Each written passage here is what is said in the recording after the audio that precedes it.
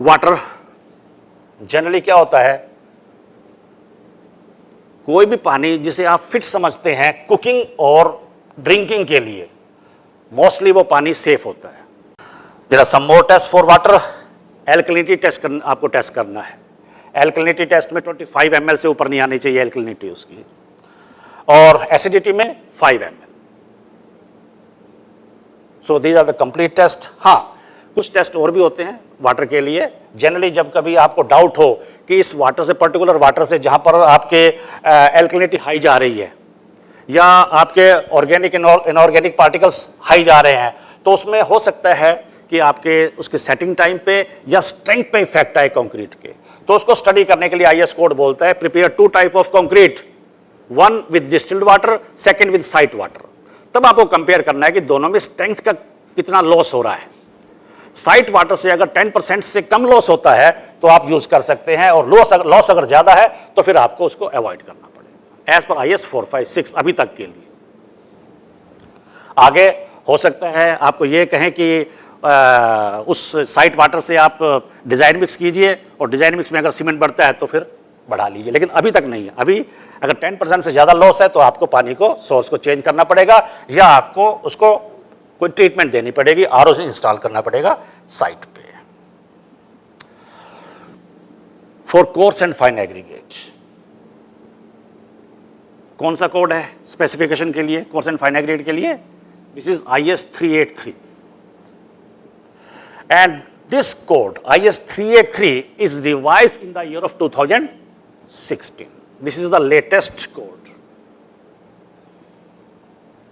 Okay, so for this coarse aggregate and fine aggregate, what is the definition of coarse aggregate? Anybody? What is the definition? 4.75 mm से ज्यादा sir. Any particle having size greater than 4.75 mm is known as coarse aggregate, and less than 4.75, that is fine aggregate. Okay, so this is the complete list of testing, and the testing shall be carried out as per IS 2386. कौन कौन से test हैं coarse aggregate के लिए? Test हैं specific gravity, water absorption, crushing, impact and abrasion value, soundness test, combined flakiness and elongation index, deleterious material, you need to do sieve analysis, petrographic analysis. कभी करवाया petrographic analysis? Petrographic analysis is a part of ASR, alkali silica reaction. ठीक है, petrographic analysis में क्या होता है? The study includes petrographic and mineralogical analysis as पर IS 2386. This is 2386 part 8. Mineralogical detail covers the absence presence of reactive aggregate prone to alkali silica reaction. And last test, but very important test, this is alkali silica reaction. Alkali silica reaction study करने के लिए हमारे पास 2 तरह के test होते हैं. एक होता है accelerated, which gives the result with in 3 weeks.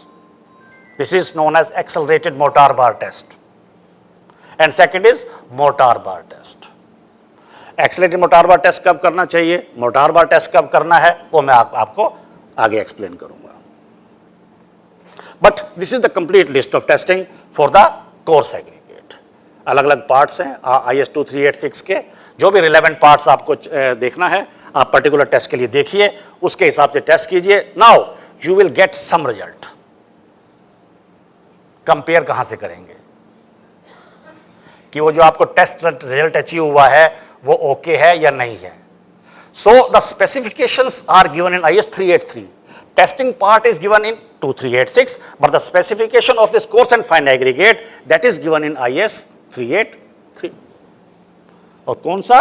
383 2016 वाला कोड फॉलो करना है आपको स्पेसिफिकेशन के लिए. मैंने आपको कहा ना, आपको मैंने आप क्लू दे दिया है. जब भी आपको रेफर करना है IS कोड, पहले BIS की साइट पे जाइए, अपने आप को रजिस्टर कीजिए, जो भी कोड आपको निकालना है निकालिए, फ्री ऑफ कॉस्ट मिलेगा आपको, कोई एक पैसा नहीं लगने वाला, आपको विद लेटेस्ट अमेंडमेंट मिलेगा. उस कोड पे आपका नाम भी आ जाएगा, इतना भी होगा ताकि आप आगे किसी और को दे ना पाए, खुद ही यूज करें. And this is the complete list of testing for fine aggregate. Fine aggregate जो कि जनरल टर्म में आप सैंड बोल देते हैं या कोर सैंड बोलते हैं आप इसको। क्या क्या है? Specific gravity, water absorption, soundness, clay content, organic impurities, deleterious material and silt content, sieve analysis, petrographic analysis and ASR, alkali silica reaction, either using this accelerated Mortar-Bar test or Mortar-Bar test. Accelerated Mortar-Bar test में 3 weeks लगेंगे, लेकिन Mortar-Bar test में 6 month लगते हैं इस test को complete करने में।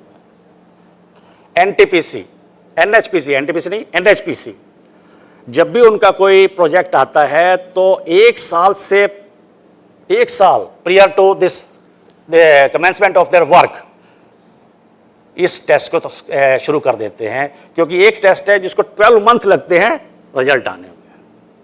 देखिए इतनी बारीक स्टडी की जाती है, पहले एक्सेलरेटेड करेंगे, फिर Mortar-Bar 6 मंथ वाला करेंगे, फिर एक प्रिज्म टेस्ट होता है that takes around 365 days to complete. तो ये तो मैंने डेफिनेशन आपको बतला दी कि कोर्स एग्रीगेट की क्या डेफिनेशन है। नाउ एग्रीगेट एज पर IS 456/2000, now aggregate shall comply with the requirement of IS 383/2016। It should be ensured. किसी भी क्रशर पे जाने से पहले आप देखिए कि कौन सी क्वेरी है जहां से वो रॉ मटेरियल यूज किया जा रहा है, उस रॉ मटेरियल को आप कंप्लीट टेस्ट करवा लीजिए। मेन क्या है? आप crushing value, impact value, abrasion value, ठीक है, और साथ में जो मैंने आपको ASR वाले टेस्ट बोले हैं। Okay, so as far as possible preference shall be given to natural aggregate. आजकल मैन्युफैक्चर्ड एग्रीगेट भी अवेलेबल हैं, लेकिन 100% मैन्युफैक्चर्ड एग्रीगेट का यूज हमें अभी अलाउ नहीं किया गया है IS 383 ने। सर्टेन आप परसेंटेज यूज कर सकते हैं जो मैन्युफैक्चर्ड एग्रीगेट का है, उसके बारे में भी आपको मैं थोड़ा बतलाऊंगा कि कौन कौन से मैन्युफैक्चर्ड एग्रीगेट अवेलेबल हैं हमारे इधर इंडिया में। And next is the nominal maximum size of coarse aggregate should be as large as possible. क्यों ये डेफिनेशन है? यस, आपकी सीमेंट कंजप्शन कम हो जाएगी। उसका रीजन है कि जैसे जैसे आप साइज बढ़ाएंगे सरफेस एरिया कम होगा, सरफेस एरिया कम होने से वाटर डिमांड कम होगी और पेस्ट की डिमांड कम हो जाएगी, और जब वाटर और पेस्ट की डिमांड कम होती है तो ऑटोमेटिकली आपकी सीमेंट की डिमांड कम हो जाएगी। ओके, तो मैं तो ये कहता हूं कि मान लीजिए राफ्ट है, अगर आपका रीइंफोर्समेंट में इतनी स्पेसिंग है कि उसमें 40 mm पास हो सकता है तो 40 mm भी आप यूज कर सकते हैं, लेकिन ये आपको देखना है, कंडीशन होती है, एक तो रीइंफोर्समेंट में स्पेसिंग होनी चाहिए, सेकंड आपको यह भी देखना है कि अगर आप पंप कर रहे हैं कंक्रीट को तो pump should be capable to push that material. ये कुछ चीजें हैं, और नहीं तो फिर हम लोगों को वापस 20 mm पे आना पड़ता है जहां स्पेसिंग बहुत कम होती है। आपका मान लीजिए रीइंफोर्समेंट है, इतनी, अभी मॉर्निंग में बात भी हो रही थी कि कुछ जंक्शन पे इतना कंजेशन होता है कि वहां कंक्रीट पास नहीं होता है, तो वहां पे हो सकता है हमें 10 mm भी यूज करना पड़ जाए। आपने SCC के बारे में सुना है, सेल्फ कंपैक्टिंग कंक्रीट, तो सेल्फ कंपैक्टिंग कंक्रीट भी आप यूज कर सकते हैं। अगर टाइम मिला तो मैं कुछ उसके बारे में भी डिस्कस करूंगा, डिपेंड करता है कि शाम के 5 साढ़े 5 बजे तक कितना हम लोग कवर कर पाते हैं। So the nominal maximum size of coarse aggregate should be as large as possible. एक चीज मैं आपको यहां थोड़ा बतलाना चाहूंगा कि जो IS 10262 डिजाइन मिक्स का जो कोड है 2019 में रिवाइज हुआ था, तो उसकी जो वर्किंग कमेटी थी, ड्राफ्टिंग कमेटी का मैं एक मेंबर था उसमें जो है ना, तो उसमें जो कंप्लीट जो उसका जो प्रोसेस है वो मुझे पता है कि हम लोगों ने किस तरह उसको फॉलो किया है। So in no case the size of coarse aggregate in no case should be greater than 1/4 of the minimum thickness of the member. ये भी एक फैक्टर है जिसके बेस पे आपको डिसीजन लेना है कि एग्रीगेट का साइज क्या होना चाहिए, स्ट्रक्चर के डायमेंशन क्या है, राइट? जो मिनिमम डायमेंशन है आपके एग्रीगेट का साइज, उसका क्या नाम है, 1/4 होना चाहिए। यानी कि एग्रीगेट के साइज से 4 गुना आपका स्ट्रक्चर का साइज हो, ये आपको इंश्योर करना है। So for most work 20 mm aggregate is suitable, जो कि हम आजकल कर रहे हैं। And where there is no restriction to the flow of concrete into section 40 mm और लार्जर साइज में बी परमिटेड। डैम्स पे हम 150 mm का एग्रीगेट यूज करते हैं। क्यों यूज करते हैं? क्योंकि वहां पर हमें सीमेंट की कंजम्पशन को रिड्यूस करना है, हीट ऑफ हाइड्रेशन को कंट्रोल करना है। रोलर कॉम्पैक्टेड कंक्रीट इधर अरुणाचल प्रदेश के लिए हम लोगों ने डिजाइन किया। M15 grade, only 60 kg OPC was added. 60 kg OPC, 150 or 160 kg fly ash we have used for that M15 grade of concrete। हाँ, लेकिन उन केसेस में क्या होता है, डैम में हमारा 28 डे क्राइटेरिया नहीं होता है स्ट्रेंथ को जज करने का। नॉर्मली हम 28 डे स्ट्रेंथ के बेस पे स्ट्रक्चर को एक्सेप्ट या रिजेक्ट करते हैं। तो डैम में वहां पर क्या था कि उन्होंने उसको इंक्रीज करके 90 डेज किया था कि 90 डेज पे हमें रिक्वायर्ड M15 का strength achieve. That was also this positive point. And in thin section, closely spaced reinforcement or small cover, consideration should be given to use of 10 mm nominal maximum size and coarse and fine aggregate shall be batched separately। ये नहीं एक excuse होना चाहिए कि sir ये पड़ा है, इसमें ऑल इन एग्रीगेट है, इसमें सैंड भी मिक्स है। नहीं, 20, 10 सैंड सबको सेपरेटली आप स्टैक करेंगे और एज पर डिजाइन आपको उनको मिक्स करना है। जो भी डिजाइन आपने किया है या थर्ड पार्टी से करवाया है, जो भी रिकमेंडेशन उसका आया है, according to that you have to mix 20 mm, 10 mm, fine etcetera. Now coarse aggregate क्या क्या टाइप है? एक होता है अनक्रस्ट ग्रेवल, जो रिवर बेड से डायरेक्ट आपको मिलता है, ठीक है। और दूसरा है क्रस्ट ग्रेवल और स्टोन, जिसको आप जो भी ग्रेवल्स बिगर साइज का है उसे आप क्रशर पे क्रश करते हैं, आप उसे भी यूज कर सकते हैं, चाहे वो आपको रिवर बेड से मिले या किसी क्वेरी से मिलता है। थर्ड, आप इन दोनों का कॉम्बिनेशन भी यूज कर सकते हैं। ओके, एंड एक है मैन्युफैक्चर्ड एग्रीगेट। अब मैन्युफैक्चर्ड एग्रीगेट का डेफिनेशन क्या है? कुछ लोग जो स्टोन डस्ट होता है या क्रश सैंड होती है उसको मैन्युफैक्चर्ड सैंड बोलते हैं। हमारे IS कोड के हिसाब से that is not manufactured sand,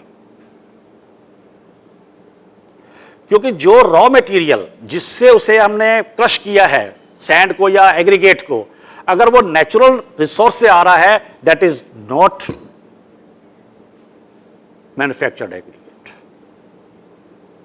अगर अदर देन नेचुरल सोर्स से आ रहा है that is known as manufactured aggregate. जैसे मैंने आपको बताया स्टील इंडस्ट्री से जो स्लैग निकलता है वो स्लैग है, उसे हम मैन्युफैक्चर्ड एग्रीगेट बोलेंगे। कोई आपका एबंडेंट स्ट्रक्चर है, उसके कंक्रीट को आपने क्रश किया, आजकल लगे हुए हैं ना इस तरह के प्लांट लगे हुए हैं, रिसाइकल एग्रीगेट प्रोड्यूस करते हैं, that recycled aggregate is known as manufactured aggregate, ठीक है। इसी तरह से आपका ये भी हो सकता है जो कोर्स सैंड निकलती है इसमें से थर्मल प्लांट से, that is also known as manufactured aggregate.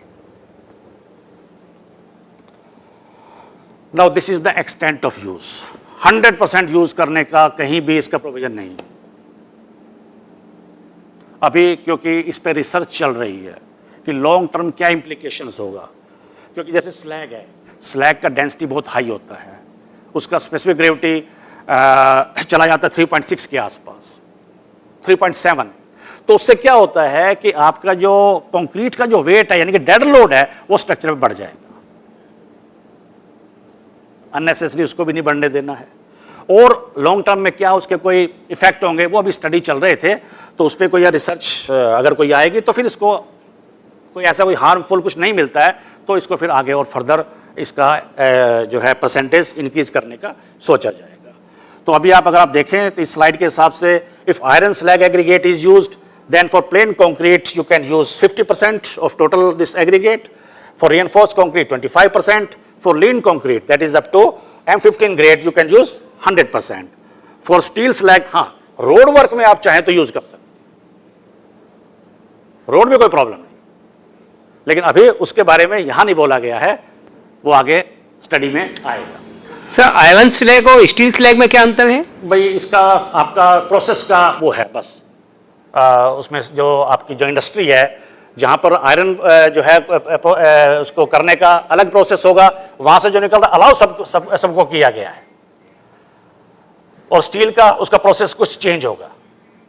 Copper industry से भी आता है, ठीक है, तो वो प्रोसेस आपको देखना पड़ेगा उस इंडस्ट्री में ही जाके। Steel slag aggregate 25%, not allowed in reinforced concrete but 100% for lean concrete. Recycled concrete aggregate RCA 25% in plain concrete, 20% in reinforced concrete, but the grade should not be more than M25, and for lean concrete 100%. अब देखिए यहाँ एक है RCA और second है RA, क्या difference क्या है RCA और RA में? एक हो गया रिसाइकल्ड कंक्रीट एग्रीगेट, सेकंड है रिसाइकल्ड एग्रीगेट। देखिए रिसाइकल्ड कंक्रीट एग्रीगेट का मतलब है उसमें 100% कंक्रीट का ही पार्ट है, और आरए में कुछ पार्टिकल्स ब्रिक्स के भी आ सकते हैं। This is the difference of RCA and RA. इसलिए आरए को आपने देखिए प्लेन और रेनफोर्स कंक्रीट में अलाउ नहीं किया है, हाँ लीन कंक्रीट में आप यूज कर सकते हैं।